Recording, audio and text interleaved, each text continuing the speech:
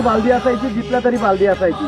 तर मला माहिती आहे, मी रणवीर एवढा होतो तेव्हा माझे पप्पा मला खांद्यावर घेऊन जायचे शर्यतीला.